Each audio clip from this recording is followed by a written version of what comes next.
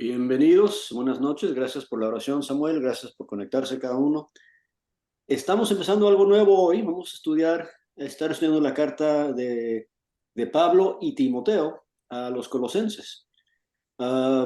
Y esta serie de estudios vamos a tardar, yo creo que cuatro semanas, aunque no vamos a cubrir un capítulo a la semana, porque según yo, los números de los capítulos están mal organizados aquí en Colosenses. O sea, para mí, el capítulo 1 debería de terminar en el versículo 23 y el 24 debería ser donde comienza el capítulo 2. Entonces, es lo que vamos a hacer. Hoy vamos a estudiar del capítulo 1, del 1 al 23, y de ahí vamos a partir en la semana que viene, si Dios quiere, y en unas 4 semanas, quizás los tiremos una semana más, concluimos con esta carta. Pero vamos a empezar leyendo esa sección. Entonces, Colosenses 1, del 1 al 23, lo leemos primero y después empezamos a analizar algunas cosas ahí. ¿Quién nos ayuda con la lectura?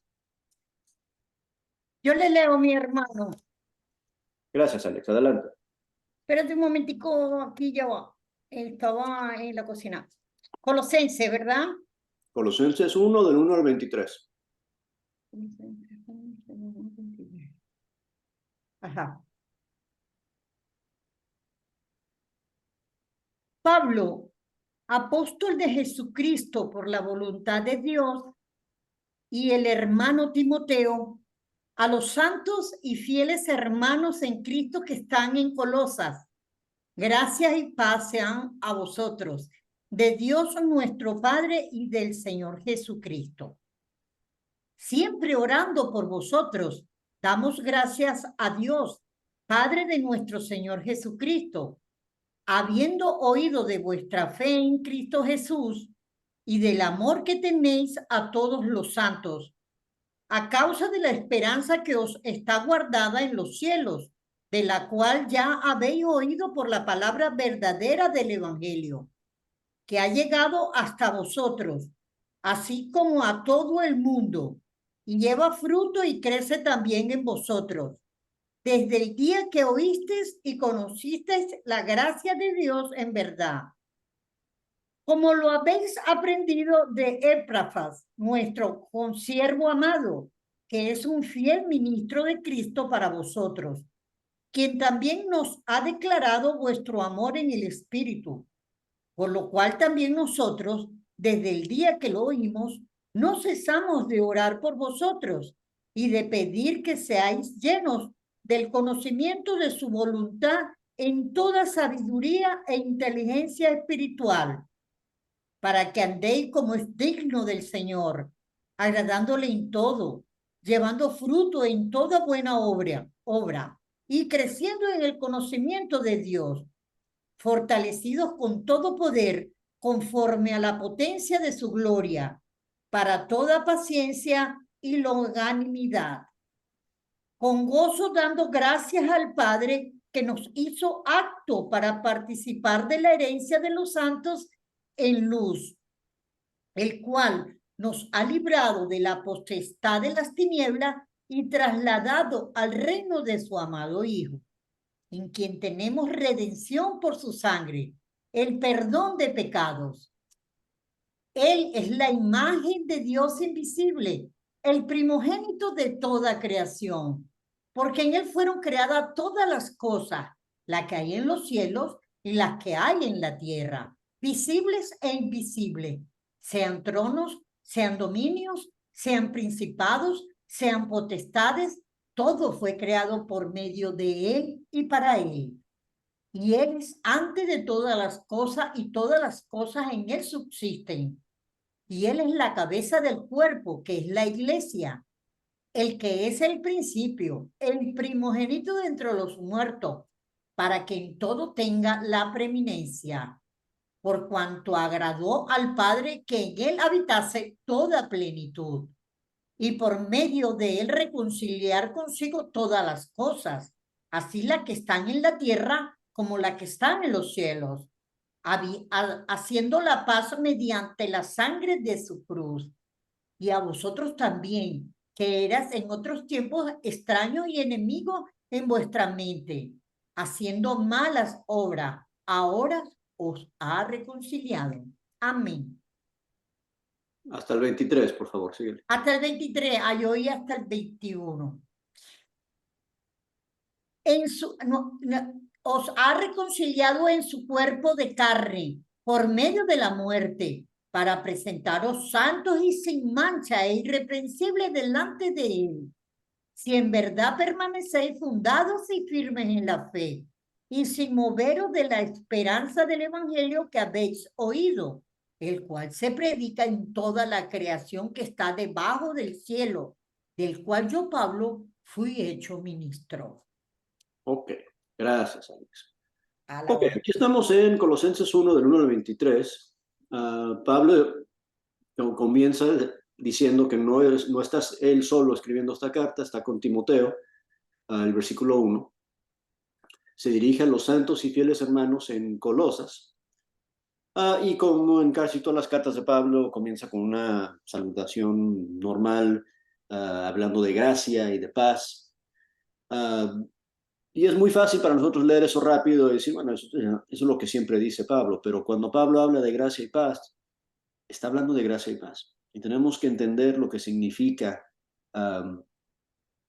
escribir y enviar y manifestar gracia y paz los unos a los otros. Yo creo que lo decimos fácilmente, pero no entendemos muy bien lo que significa extender y compartir entre nosotros gracia y paz. Y Pablo le está diciendo a ellos, gracia y paz sean a vosotros, de Dios nuestro Padre y del Señor Jesucristo. Y eso es interesante y lo menciono solamente porque en el resto de la carta, Pablo va a estar compartiendo con ellos conceptos que tienen que ver con gracia y con paz. O sea, no es simplemente una frase formulaica que él dice porque siempre la dice, es algo que inspirado por el Espíritu Santo, él quiere comunicar al lector. ¿Verdad? Gracia y paz de nuestro Padre y del Señor Jesucristo. Y pudiéramos quedarnos ahí en el versículo 2 hablando de gracia y paz por una hora. En realidad lo pudiéramos hacer y sería bueno hacerlo, porque lo hacemos poco. Hacemos poco estudio de esas frases que se repiten tanto al principio y al fin de las cartas de Pablo, que son tan repetidas que se nos hacen no importantes, pero son importantísimas. ¿Okay? Y tenemos que otra vez recordarnos los unos a los otros de la gracia que tenemos del Padre y del Señor Jesucristo y de la paz que tenemos del Padre y del Señor Jesucristo. Y de hecho, él va a hablar de esos conceptos más adelante en la carta y en otros lugares también. Entonces, busquen eso mientras estudiamos Colosenses, cuando Pablo habla o explica un poco más acerca de la gracia y de la paz. Ahora, otra cosa que Pablo hace en casi todas sus cartas, que es muy importante, y a veces también no nos paramos para darnos cuenta, es que después de la salutación, en casi todas las cartas de Pablo, él expresa un sentimiento de oración, ¿verdad? En versículo 3, siempre orando por vosotros, ¿ok? Y es algo que, si me conocen y si han estudiado conmigo en otras ocasiones, es algo que siempre menciono cuando estamos viendo una de las cartas de Pablo ahí al principio. Es algo súper interesante pausar y considerar lo que significa que un autor inspirado por el Espíritu Santo esté escribiendo o grabando una oración. ¿Okay? Porque si creemos que la palabra de Dios es inspirada por el Espíritu Santo y que los autores de la palabra de Dios, de la Biblia, fueron inspirados por el Espíritu Santo, entonces quien le está diciendo a Pablo qué escribir es el Espíritu Santo. Y entonces cuando Pablo está hablando de una oración y el Espíritu Santo le está diciendo qué escribir, es una forma indirecta de Dios mismo decirnos lo que Él desea. ¿Verdad? Y a veces lo pensamos que, bueno, Pablo está orando y qué bueno que Pablo ora por ellos, pero Pablo está orando por ellos y les está escribiendo esta carta inspirada dejándoles saber por inspiración que estas son las cosas que Dios le está diciendo que pida, ¿verdad? Y es cuando si tú eres un papá y quieres que tus hijos te pidan por algo en particular, les dices, pídeme esto, porque yo te lo quiero dar, ¿verdad? Y entonces Dios va a comunicar a través de este mecanismo de la oración de Pablo. Es una forma muy profunda de que Dios nos exprese directamente sus deseos, ¿ok?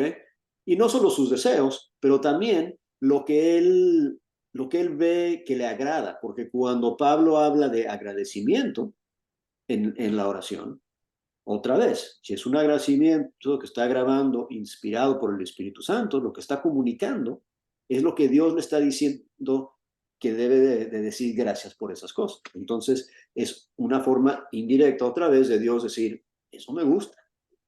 ¿Ok? Entonces, por ejemplo, cuando habla en el versículo 4, habiendo oído de vuestra fe y del amor que tenéis por todos los santos, no es solamente Pablo diciendo qué bueno que tienen amor y fe, es el Espíritu Santo diciéndole a Pablo que diga que está agradecido por el amor y la fe en los hermanos. O sea lo que Dios ve que le agrada es amor y fe.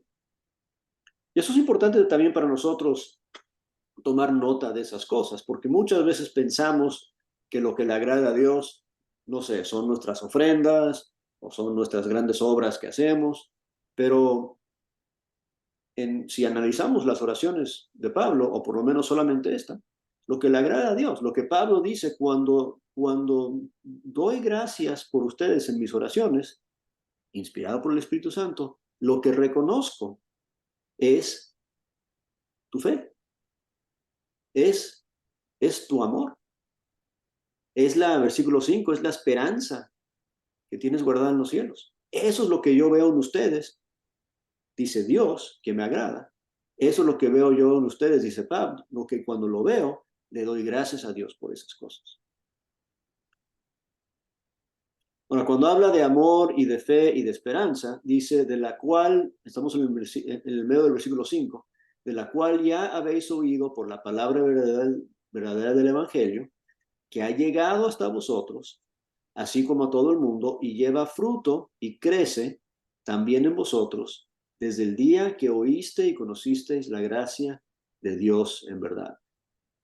Y estoy pausando ahí en medio de una oración muy larga. Acuérdense que Pablo habla y habla y habla y habla y habla en oraciones muy largas, con muchas frases parentéticas, y a veces se nos olvida de dónde empezó, ¿verdad? Él empezó, versículo 3, diciendo, siempre estoy orando por ustedes, dando gracias. Y todo esto, hasta el versículo 8, es la acción de gracias. Es por lo que él está agradecido. Él incluye en su agradecimiento la fe y el amor y la esperanza, pero él quiere describir de dónde vienen esas cosas. Entonces todavía es parte de su agradecimiento cuando él habla de que eso ha llegado a ellos y a todo el mundo a través del evangelio que ellos oyeron y conocieron la gracia de Dios en verdad, ¿verdad? Y la aprendieron, versículo 7, de Epafras, nuestro consiervo amado, que es un fiel ministro de Cristo para con nosotros, que también nos ha declarado vuestro amor en el Espíritu Santo. O sea, la razón que sé de tu amor, por el cual estoy agradecido, versículo 3 y 4, es porque llegó aquí un hermano de Colosa que se llama Epafras, y él me reportó esas cosas. Epafras va a ser mencionado también en el capítulo 4. Epafras vino de ahí y él está con Pablo ahora, y por eso es que Pablo está escribiéndole una carta a estos hermanos. Entonces, cuando pausamos ahí para verlo, una cosa que tenemos que aprender es que si Pablo está agradecido por esas cosas, porque Dios le está diciendo que exprese su gratitud por esas cosas, pues nosotros también debemos de estar agradecidos por esas cosas en particular, ¿verdad? Y pregunto, ¿cuándo es la última vez que tú empezaste a orar y le diste a gracias a Dios por el amor de tus hermanos, por la fe de tus hermanos y por la esperanza de tus hermanos, que tienen porque conocieron la verdad del Evangelio. O sea, le damos gracias a Dios por salud, y le damos gracias a Dios por nuestros trabajos, y le damos gracias a Dios por las bendiciones y las decimos, pero no pausamos para hablar de ellas. Pero si tú analizas todas las oraciones de Pablo en todas las cartas que él escribe, cuando él expresa gratitud es por eso. Y para expresar gratitud por esas cosas, claro, no es una gratitud fingida. Tenemos que realmente reconocer el valor de la fe de nuestros hermanos. Tenemos que realmente reconocer el valor del amor de nuestros hermanos y la esperanza que tienen y reconocer que ellos tienen esa fe, ese amor y esa esperanza porque el evangelio llegó a sus vidas y lo aprendieron y lo creyeron. Debemos estar agradecidos los unos por los otros cuando vemos eso desarrollado en nuestras vidas. Y temo que somos muy malos para hacerlo. Somos muy malos para reconocer eso los unos en los otros. Yo estoy agradecido por tu fe, Beto. Yo estoy agradecido, Nelly, por tu amor. Andrea, yo estoy agradecido por la esperanza que tú tienes y sé que la tienes porque creíste el Evangelio. Debemos de pensar y hablar en eso, en ese lenguaje y expresar esas cosas. ¿Ok? Y no solo eso, pero cuando hablamos con los unos de los otros, sigamos el ejemplo de Epafras. Porque Epafras llega ahí con Pablo y ¿qué le cuenta a Pablo? Según Pablo, lo que le contó del amor de los hermanos en Colosas. Oye, Pablo, fíjate, vine de Colosas y ahí los hermanos son bien amorosos, tienen mucha fe, viven una vida esperanzada. Así son ellos. Y cuando hablamos los unos de los otros, debemos estar pensando y reconociendo esas características en particular, porque son las que le importan a Dios. O sea, cuando tú has visitado hermanos en otra congregación y regresas a hablar de ellos, a veces chismeamos y hablamos cosas feas, a veces hablamos cosas superficiales que no importan, ¿verdad? Pero pocas veces hablamos de su amor y de su fe y de su esperanza. Y cuando compartimos y relatamos las cosas que vemos los unos en los otros, pocas veces reconocemos amor, fe y esperanza. Pero eso es lo único que recomienda y que reconoce Dios a través de Pablo aquí.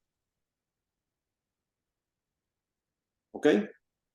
Entonces, si no se nos queda nada más del estudio de hoy, que se nos quede eso, ¿verdad? Que se nos quede eso, que lo que tenemos que identificar los unos en los otros son estas características, amor, fe y esperanza, que vienen a nuestras vidas porque la palabra de Dios, la palabra verdadera, versículo 5 del Evangelio, llegó a nuestras vidas y la creímos y la aprendimos. Y es bien interesante porque a veces pensamos que la palabra y el Evangelio vino a nuestras vidas y conseguimos salvación, que es cierto, pero aquí Pablo, interesantemente, no dice estoy agradecido por tu salvación. No, estoy agradecido por tu fe y por tu amor y por tu esperanza. Que lo que yo veo en ti es eso, y lo veo en ti y sé que lo tienes porque el Evangelio hizo su trabajo en tu vida. ¿Okay? Y compartamos eso de los unos de los otros cuando estamos hablando. Ahora, esa es la acción de gracias, ese es el agradecimiento de la oración de Pablo, pero la oración no ha terminado. Mira el versículo 9 en adelante.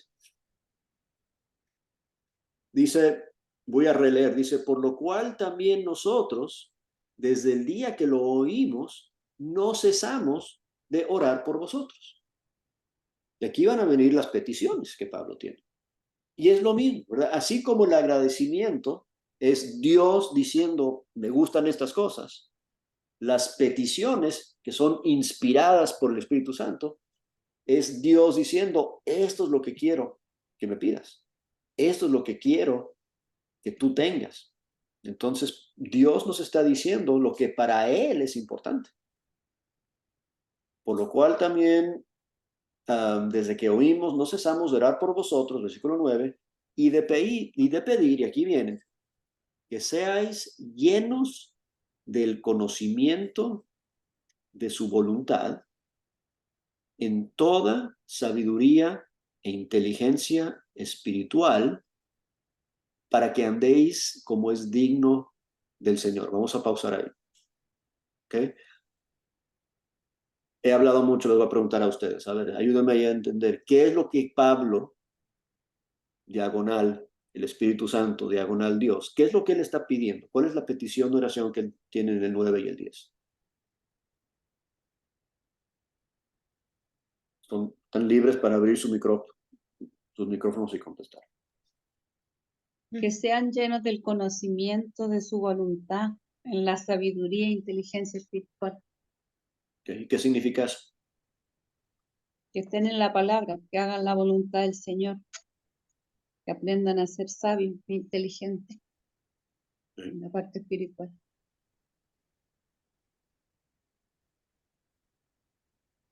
Beto, dale. Sí, que conozcan completamente su voluntad para que vivan de una manera que agrade al Señor.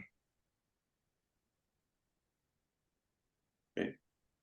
Ahora, fíjate, es bien interesante decir, yo quiero que sepan más, que tengan más conocimiento, pero él no quiere que tengan conocimiento solamente para tener conocimiento, ¿verdad? Porque tiene ese conocimiento que tienen que tener, versículo 10, Hermano, es para que anden como es digno del Señor. ¿Alguien más iba a decir algo? Perdón, no quiero interrumpir Sí, a nadie. hermano. La petición de Pablo quiere que los colosenses tengan un conocimiento profundo y completo de la voluntad de Dios. O sea, que él quiere que los colosenses sepan lo que Dios quiere para sus vidas y estén equipados para hacer la voluntad, pienso yo. Claro. Y es bien interesante si lo pensamos, ¿verdad? Porque él dice, y esas frases, otra vez, las leemos y suenan como palabrería, ¿no? Como, ¿por qué usa tantas palabras para decir algo tan sencillo, Pablo? ¿Por qué no simplemente dice que sepa más? ¿Por qué habla de sabiduría y de voluntad y de conocimiento y de inteligencia espiritual? Y habla de esas cosas porque son elementos importantes del conocimiento que él quiere para ellos, que Dios quiere para nosotros. Por ejemplo, es algo saber los mandamientos, ¿correcto? O sea, vamos a tomar el ejemplo de los 10 mandamientos del Antiguo Testamento. Tú te puedes memorizar los 10 mandamientos. Te lo sabes de memoria y sabes lo que Dios espera de tu comportamiento porque te lo sabes de memoria. Pero eso no es igual a inteligencia espiritual.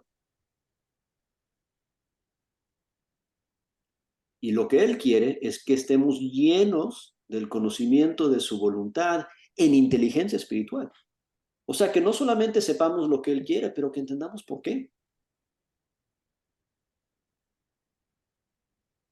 Él quiere que tengamos esa profundidad de entendimiento y de conocimiento.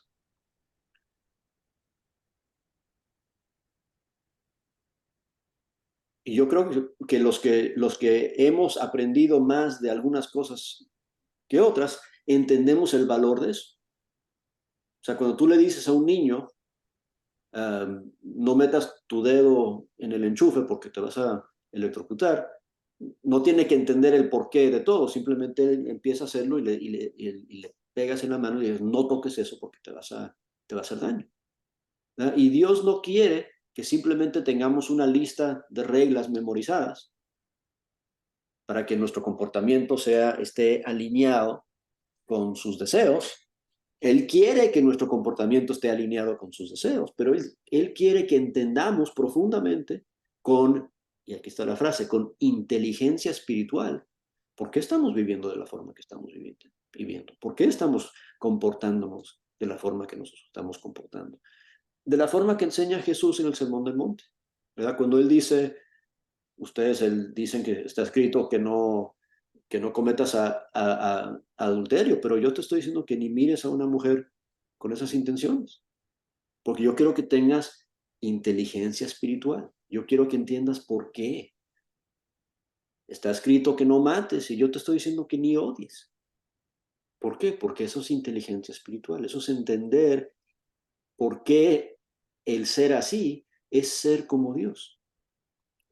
Porque versículo 10, así vamos a poder andar como es digno del Señor. Y hay una gran diferencia de andar como es digno del Señor y obedecer los mandamientos.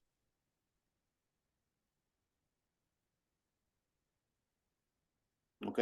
Déjame hacerles esa pregunta. ¿Qué significa esa frase, andar como es digno del Señor, en el versículo 10? Para ti, ¿qué significa digno del Señor?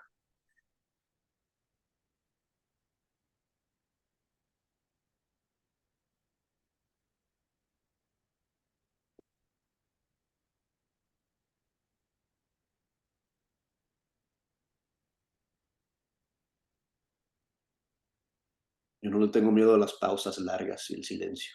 Puedo esperar toda la noche.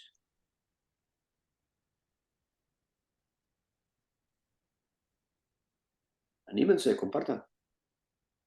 Bueno, Hermano, pienso que que le está diciendo digno, le dice a los colosenses vivir una vida que agrade a Dios y honre su nombre y que sea un testimonio de amor y de gracia. Mm. Andar conforme al Espíritu, que el Espíritu es el que nos indica de la misma manera como anduvo Jesús, pues. Es decir, en amor, en paz, en paciencia, en gozo, benignidad, bondad, todo lo que el Señor, lo que el Espíritu nos da para que nosotros hagamos. Muy bien, muy bien. ¿Alguien más? el versículo 10, pues indudablemente que toda la Biblia va en relación, pero va relacionado con el versículo 9, donde dice que llenados del conocimiento de su voluntad hace relación a lo que Él quiere, a la manera que Él desea, como nosotros le obedezcamos, le adoremos, le honremos. Es una enseñanza que la tenemos desde el jardín del Edén, cómo era la manera que Él quería que nosotros le adoráramos. Y por eso dice en el versículo 10, para que andemos con Él, para que andemos en su sabiduría, para que andemos con su espíritu. Es la manera como Él quiere que nosotros le adoremos, la manera como Él quiere que nosotros llevemos nuestra vida sin salirnos de su camino y de su presencia. Excelente, muy bien. Hermano, Bueno, Adelante, hermano. si vamos al contexto de este, o de lo que venimos, se viene estudiando, mire el verso 4, porque dice, habiendo oído de vuestra fe en Cristo Jesús, mire, fe, amor, y el verso 5, esperanza. ¿Sí? Entonces, el propósito de Pablo, en lo que está orando por los de Colosas, es precisamente que ese andar, ese caminar en Cristo, siempre debe prevalecer esa fe, ese amor, y lo que mueve, ¿sí?, a los de Colosenses es la esperanza de la vida eterna, lo cual vemos aquí también del verso 10 que andemos como es digno del Señor en esa misma condición, la iglesia, ¿verdad? En ese profundo amor, en esa fe que también nos mueve la esperanza de la vida eterna. ¿Sí? Ese sería mi concepto. Es bien interesante porque el obrar con fe y con amor y con esperanza asegura que tu motivación para trabajar y tu motivación para servir y tu motivación para obedecer son las correctas. Y me llama la atención, si regresamos al versículo 10, ¿verdad? Dice, como es digno del Señor, y después la siguiente frase dice, agradándole en todo. esto, En todo. Dice, Beto, di algo. eso, que el vivir digno del Señor está vinculado con esa segunda frase, agradándole en todo. Y luego, siguiendo la lectura, dice, eso implica dar fruto. fruto en toda buena obra. Entonces, el vivir dignamente, digno, como es digno del Señor, implica esas dos cosas. Agradarle en todo y dar fruto en toda buena obra. Lo dice el mismo texto. Claro. Déjame darte un ejemplo de una historia, una parábola muy conocida, ¿verdad? Tenemos la parábola de los 3 siervos, de los talentos, ¿verdad? Y que el maestro le dio a uno 10, al otro 5, al otro 1, ¿verdad? El que no hizo nada, ¿cuál fue su motivación?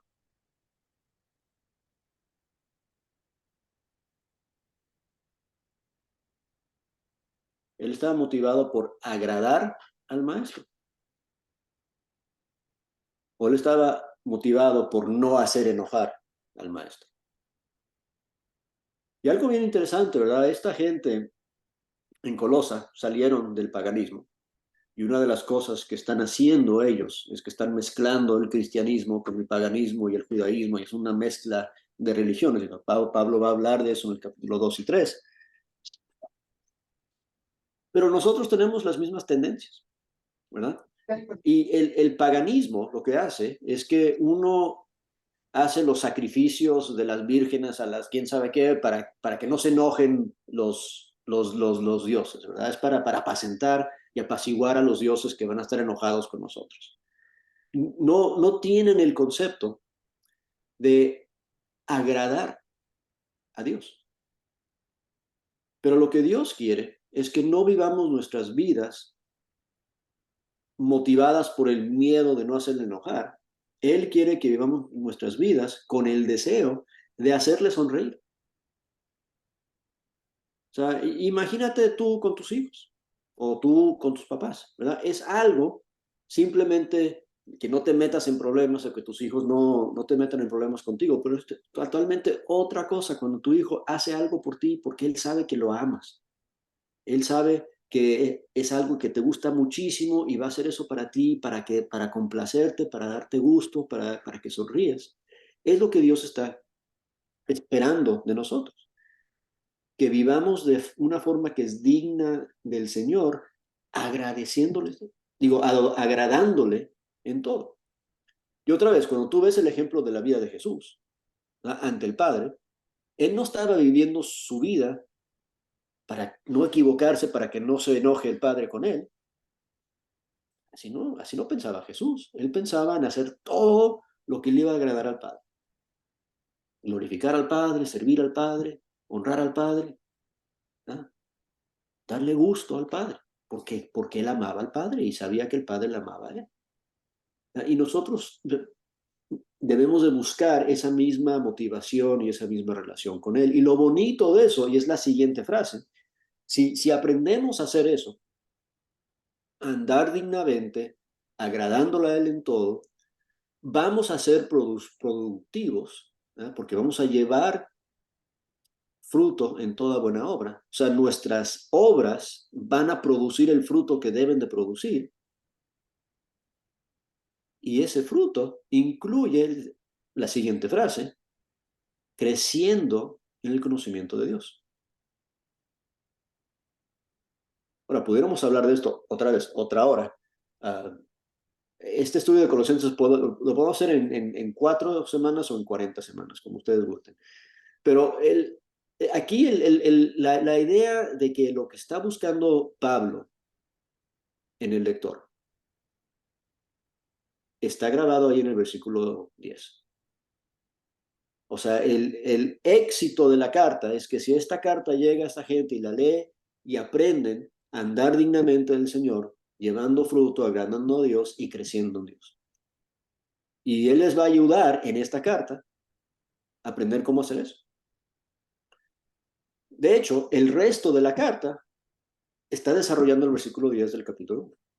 El resto de la carta va a explicarles cómo andar dignamente del Señor, cómo llevar fruto y cómo crecer. Pero muchas veces hablamos del fruto de una vida cristiana y obviamente podemos hablar de dos cosas cuando hablamos de de ser fructíferos, ¿verdad? Uno es convertir a otras almas y traer almas a Cristo, pero también, y igual de importante, es el fruto que se produce en nosotros, el fruto del conocimiento de Dios. Nuestro propio crecimiento espiritual, nuestro propio desarrollo, nuestra propia transformación a su imagen. Y ese crecimiento en el conocimiento de Dios, según lo que está diciendo Pablo, si lo lees cuidadosamente, el 9 y el 10, ese crecimiento en el conocimiento viene a través de vivir una vida digna. Que suena ilógico, ¿verdad? Porque pensamos a veces que el crecimiento en el conocimiento de Dios viene a través de lectura de las Escrituras o de estudiar la Biblia. Y es cierto, sí viene por eso, ¿verdad? Viene por ver a Dios en acción en la Biblia, pero según él, no va a venir si no vivimos la vida de la cual estamos aprendiendo. O sea, tú puedes leer de Dios todo el día y si no vives la vida digna del Señor, tú no vas a crecer en ese conocimiento. Tú no te vas a desarrollar espiritualmente si no vives la vida digna de eso. Y a la medida que vas creciendo en el conocimiento de Dios, mira lo que sucede, según versículo 11, vas a ser fortalecido con todo poder. O sea, esas son descripciones de una vida que se está desarrollando y madurando espiritualmente, ¿verdad? Creciendo en conocimiento, fortalecido con poder, conforme a la potencia de su gloria, para toda paciencia y longanimidad. Perseverancia y paciencia son otras palabras equivalentes, ¿verdad? ¿Qué va a suceder en la vida? Y otra vez, acuérdense que esto es una oración larga de Pablo. Esta es todavía su petición de oración. Su petición de oración es que seamos llenos de inteligencia espiritual para vivir estas vidas que van a producir en nosotros crecimiento, fortalecimiento, de acuerdo a la potencia y el poder de Dios, para que tengamos en nuestras vidas paciencia y perseverancia. Y versículo 12, y gozo. Y algo más. Dice el versículo 12, y con gozo dando gracias. O sea, cuando Pablo pide por los cristianos en Colosas, pide que crezcan para que sean maduros, fuertes, gozosos y agradecidos. Interesante, ¿no? Pidiendo que seamos agradecidos, dando gracias al Padre que nos hizo aptos para participar en la herencia de sus santos en luz, en la cual nos ha librado de la potestad de las tinieblas y trasladado al reino de su amado Hijo, en quien tenemos redención por su sangre, el perdón de los pecados. Cosas muy bonitas que pudiéramos desviarnos y hablar de cada uno de esos detalles, pero acordémonos que todavía está hablando Pablo de esta petición de oración que él tiene. Y está simplemente explicando de dónde viene lo que nos va a llegar, ¿verdad? Si Dios contesta esta oración, si actualmente crecemos y nos llenamos, versículo 9, de sabiduría e inteligencia, para poder andar dignamente del Señor, agradando a Dios en todo, vamos a estar produciendo fruto, vamos a estar creciendo conforme a su poder, vamos a ser fortalecidos, vamos a ser agradecidos, vamos a estar gozosos, todo porque Dios a través de su Hijo nos puso en esta posición, nos redimió y nos perdonó y nos metió en este camino. Es lo que tenemos que aprender a reconocer. Y eso es la razón que la inteligencia espiritual, esa frase del versículo 9 es tan importante, porque tenemos que aprender cuando estamos obedeciendo un mandamiento, ¿verdad? Cuando estamos haciendo una obra, que todo lo que hacemos tiene que ver con el versículo 13 y 14. Todo lo que hacemos, todo lo que vivimos tiene que ver con el ser librado de las potestades de las tinieblas y ser trasladado al Hijo de su amado Hijo, en quien tenemos redención y la sangre y el perdón de los pecados. La vida de que vivimos agradando a Dios es por eso. Y a veces se nos desconectan esos conceptos, ¿verdad? Lo que hacemos, lo hacemos porque somos redimidos. Lo que hacemos, lo hacemos porque hemos sido trasladados. Y porque todo esto viene a través, versículo 9, del conocimiento, de sabiduría y de inteligencia espiritual. Por eso es que Pablo, en los siguientes versículos, del 15 en adelante, va a seguir hablando de Jesús y de Dios. Porque lo que él nos está diciendo es que, mira, la forma que tú vas a aprender a vivir una vida digna, una vida fructífera, es a través de conocer mejor a Jesús. Entonces, él va a tomar otro paréntesis en la misma oración que comenzó en el versículo 9 para hablarnos un poco de Jesús. Entonces, esta sección del 15 hasta el 20, cuando habla de Jesús y quién es Jesús y cómo es el primogénito y el principado y tiene la preeminencia, otra vez es un paréntesis a la oración que él comienza en el versículo 9, para recordarnos de dónde viene la potestad, el poder para lograr esta vida que él está pidiéndole a Dios que aprendamos a vivir. Y que tú y yo tenemos que aprender que eso lo tenemos por lo que hizo Jesús, el amado Hijo, versículo 13, por nosotros. ¿Quién es Él? Es la imagen del Dios invisible, versículo 15. Es el primogénito de toda creación, porque en Él fueron creadas todas las cosas, las que hay en los cielos, las que hay en la tierra, visibles, invisibles, sean tronos, sean dominios, sean principados, sean potestades, todo fue creado por Él y por medio de Él, y para Él. Y Él es antes de todas las cosas, y todas las cosas en Él subsisten.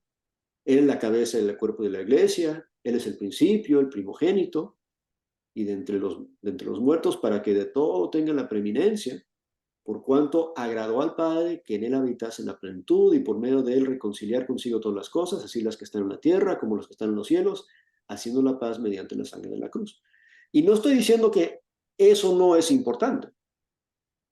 Claro que es importante. Pero ahí entendamos el contexto de por qué lo está diciendo. Él está dándonos todas esas preciosas descripciones de quién es Jesús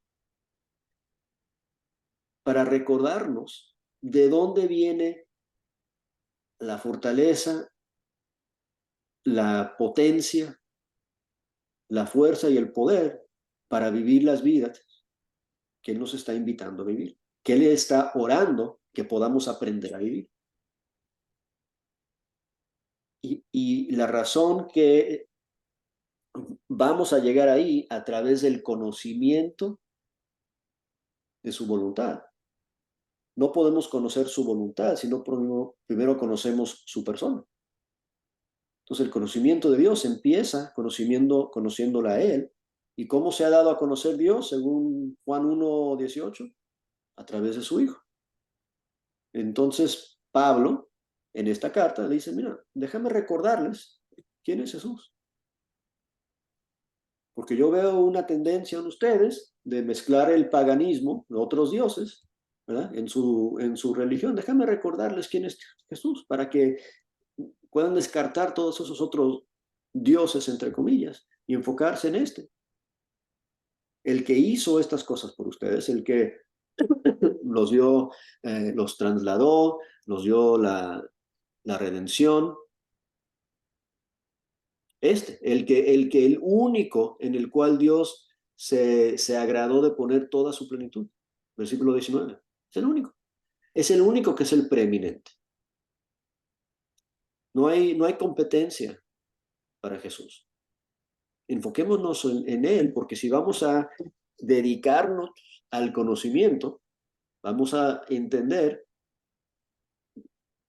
dónde vamos a enfocar nuestra vista. Pues la vamos a fijar nuestros ojos en Jesús. Va a decir eso en el capítulo 3. ¿Verdad?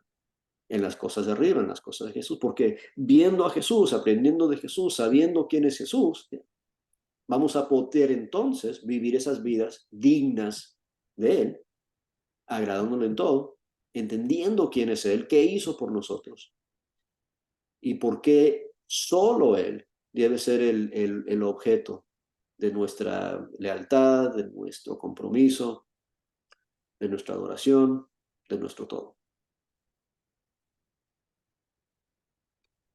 Y antes de llegar aquí a la conclusión de lo que vamos a estar viendo hoy, mira el versículo 21 al 23. Y otra vez, todavía está orando Pablo. Todavía está en su oración. Y dice, la oración comenzó en el 3, dando gracias. Después el 9 fue a la petición de oración, lo que está pidiendo. Y en esa petición hay muchas explicaciones, ¿verdad? Y habla de quién es Jesús. Y ahora va a decir, y déjame recordarles quiénes son ustedes. Vosotros también, que erais en otro tiempo extraños y enemigos en vuestra mente, haciendo malas obras. Ahora se ha reconciliado. Lo que él quiere, versículo 10 y 11, es que hagan buenas obras. Lo que él quiere, versículo 9, es que sus mentes estén llenas del conocimiento, pero antes sus mentes estaban podridas y sus obras eran malas. Pero ahora él te ha reconciliado. Versículo 22, en su cuerpo de carne por medio de la muerte para presentaros santos y sin mancha e irreprensibles delante de él. O sea, él los lavó y él los presentó a su Padre limpiecitos. Aunque sus obras eran malas, aunque sus mentes estaban en contra de Dios. Pero mira lo que dice el 23, y aquí vamos a terminar. Dice, si en verdad permanecéis fundados y firmes en la fe. Qué interesante que en el versículo 3 y 4 dice, yo estoy agradecido por tu fe, pero ojo, no pierdas esa fe. Si tu crecimiento, si tu desarrollo no continúa con ese camino de fe, vas a tener problemas. Todo esto es condicional. Si permaneces fundados y firmes en la fe, y sin moveros de la esperanza, otra cosa que mencionó en el 3, 4 y 5, ¿verdad? Del evangelio que habéis oído, el cual se predica en toda la creación que está debajo del cielo, de la cual yo, Pablo, fui hecho ministro. Y de ahí en adelante, él va a hablar un poco de su ministerio y vamos a estar viendo eso la semana que viene. Si quieren adelantar la lectura entre esta semana y la que viene, léanse del 1:24 hasta el 2:7 o quizás hasta el 2:15, por ahí. Hasta ahí vamos a tratar de llegar la semana que viene, o quizás hasta el 19. Vamos a ver qué tanto llegamos. Pero no sería malo en estas próximas 4 semanas, si una vez a la semana se leen toda la carta de Colosenses. Lo pueden leer completita en 15 minutos. Ok, siéntense a leerla completa una vez a la semana entre hoy y bueno, en esas 4 semanas que estamos viendo esto. Pero antes de cerrar y terminar aquí, vamos a regresar ahí al versículo 23 y recordarnos que aquí es una advertencia de Pablo, ¿no? Ustedes, yo quiero que vivan estas vidas que yo describo en el versículo 10 y 11. Esa es mi oración para ustedes. Y pueden lograrlo, aunque antes, mira cómo era en versículo 21. Pero no lo van a hacer si no se permanecen fundados y firmes en la fe e inmovibles en su esperanza. Las dos cosas que él ya reconoció en su agradecimiento que ellos tienen, pero que están ahí jugando con perder esas cosas. Están entrando en situaciones donde van a estar dejándose ser motivados no por fe, no por esperanza, no por amor, pero por otras cosas, y van a echar a perder el buen crecimiento, el buen desarrollo que han tenido hasta ahorita. Entonces él les recuerda, ustedes han oído ese evangelio, lo creyeron, mira lo que eso produjo en ustedes. No se olviden, no dejen ese camino de la fe y de la esperanza, porque si lo dejan, esto no va a funcionar. ¿Okay? Y el esto que tiene que funcionar es lo que va a describir en el resto de la carta. Otra vez, el versículo 10, esa vida digna del Señor, esa es la vida que Él va a describir en los capítulos 2, 3 y 4. Y es lo que vamos a estar viendo en las próximas semanas. Bueno, ya se nos acabó la hora. Vamos a cerrar con una oración. Beto, ¿puedes dirigirnos por favor una oración? Y ahí terminamos. Claro. Oremos. Querido Padre, te amamos, muchísimas gracias por otorgarnos privilegios que no merecemos, por brindarnos oportunidades que muchísimas veces no estamos atentos, Señor. Y hoy estamos agradecidos por haber separado este tiempo, habernos preparado para encontrarnos contigo, con Vicente y sobre todo con esta epístola, Señor. Damos gracias por lo que hemos aprendido hoy. Y tal como Pablo lo pedía, Señor, también nosotros pedimos que nos llenes de toda tu sabiduría para poderte agradar con nuestra vida, que nuestra vida sea un agrado permanente para ti, para poder ser fortalecidos y fructíferos en todo sentido, Señor. Te amamos, te seguimos y queremos, Padre, vivir esa clase de vida. Por Jesucristo nuestro Señor. Amén. Amén.